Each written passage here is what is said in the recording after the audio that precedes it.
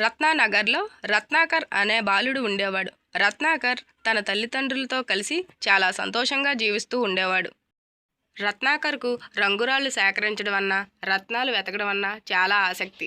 సెలవు రోజుల్లో రత్నాకర్ రంగురాళ్ళు వెతకడం కోసం వెళ్తూ ఉండేవాడు. రత్నాకర్, పిచ్చి రత్నాలు సేకరిస్తాం మానేసి స్కూల్కి వెళ్ళి బాగా చదువుకుని క్యారెట్ శుభ్రంగా తినేసి జాగ్రత్తగా ఇంటికి రా అంటూ రత్నాకర్ తల్లి రత్నాకర్ని మందలిస్తూ ఉండేది. రత్నాకర్ అమ్మ చెప్పిన మాట విని బుద్ధిగా చదువుకుని జాగ్రత్తగా ఇంటికి రా. అయినా కానీ తల్లిదండ్రుల మాట లెక్క చేయకుండా తన పని తాను చూసుకుంటూ ఉండేవాడు రత్నాకర్.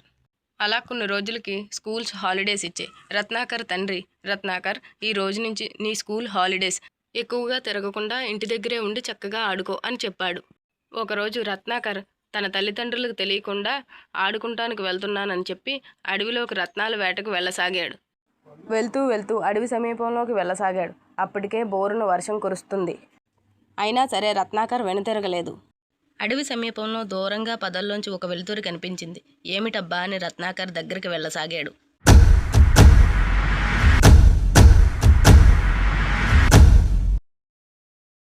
అబ్బా, ఏమిటిది, భలే ఆశ్చర్యకరంగా ఉంది అని రత్నాకర్ దగ్గరికి వెళ్ళి తీసుకున్నాడు. అది ఒక మాయా రత్నం. అబ్బా, ఇటువంటి రత్నాన్ని నేను ఇదివరకు ఎప్పుడూ చూడలేదు. ఈ వర్షం ఇక్కడికిక్కడే ఆగిపోతే బాగుండు అని మనసులో అనుకున్నాడు. వెంటనే వర్షం ఆగిపోయింది. అప్పుడు మళ్ళీ ఆ రత్నాన్ని కింద పెట్టి వర్షం మళ్ళీ వస్తే బాగుండు అని అన్నాడు. కానీ వర్షం రాలేదు. ఇది ఆశ్చర్యకరంగా ఉందే అని మళ్ళీ రత్నాన్ని చేతిలోకి తీసుకుని మళ్ళీ ఇంకొకసారి వర్షం పడాలి అని అనుకున్నాడు. వెంటనే వర్షం పడసాగింది.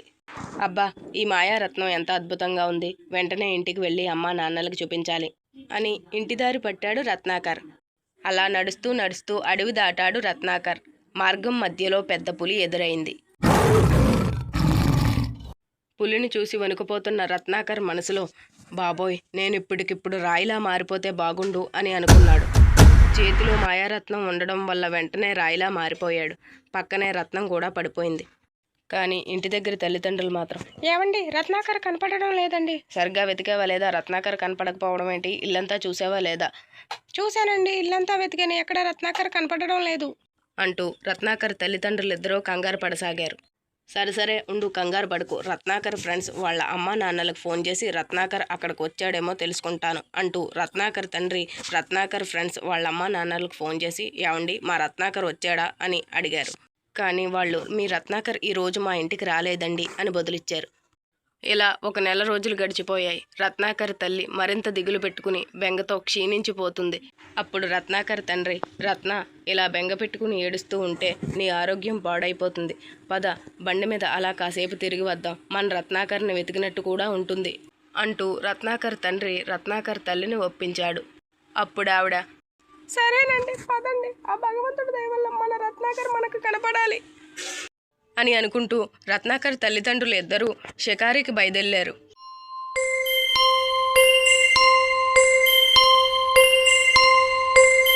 అలా వెళ్తూ వెళ్తూ చల్లగాలికి బండి పక్కన ఆపారు. అనుకోకుండా రత్నాకర్ రాయిలా మారిన ప్రదేశానికి తన తల్లిదండ్రులిద్దరూ చేరుకున్నారు. రత్నాకర్ తల్లి రత్నాకర్ మారిపోయిన రాయి మీదే కూర్చుని ఉంది. ఈలోపు రత్నాకర్ తండ్రి పక్కన ఉన్న రత్నాన్ని చూశాడు. ఆ రత్నాన్ని చేతితో తీసుకుని, ఇటువంటి రత్నాలంటే మన రత్నాకర్కి ఎంత ఇష్టమో అని తన తల్లితో చెప్తున్నాడు. తన తల్లి కూడా ఆ రత్నాన్ని తీసుకుని ఆ రత్నాన్ని దీనంగా చూసి బాధపడుతూ ఆ రత్నాన్ని ఆ రాయి మీదే పెట్టేసింది. ఇంక పదండి, మనం ఇంటికి వెళ్ళిపోదాం అంటూ రత్నాకర్ తల్లి రత్నాకర్ తండ్రికి చెప్తుంది. ఈలోపు రాయిలా మారిన రత్నాకర్ మనసులో, నేను ఇప్పటికిప్పుడే మనిషిలా మారిపోతే బాగుండు, మా అమ్మ నాన్నలతో సంతోషంగా జీవిస్తాను అని అనుకున్నాడు. ఆ రాయి మీద రత్నం ఉండడం వల్ల వెంటనే రత్నాకర్ అనుకున్న మాట నిజమై మామూలు రత్నాకర్గా మారిపోయాడు. వెంటనే రత్నాకర్ తల్లిదండ్రులు ఇద్దరూ ఎంతో సంతోషించి, రత్నాకర్, ఇప్పటి వరకు ఏమైపోయో అంటూ తన తల్లి ఏడవసాగింది. దాంతో రత్నాకర్ జరిగిన విషయం అంతా చెప్పసాగాడు.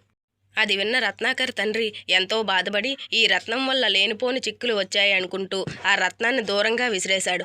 దాంతో తన కుటుంబ సభ్యులు ముగ్గురు కూడా ఎంతో సంతోషంగా ఇంటికి చేరుకున్నారు. విన్నారు కదా ఫ్రెండ్స్, ఇది ఇవాల్టి కథ. మరిన్ని వీడియోస్ కోసం మన ఛానల్ సబ్స్క్రైబ్ చేసుకోండి. ఎప్పుడు కూడా తల్లిదండ్రులు చెప్పిన మాట వినండి.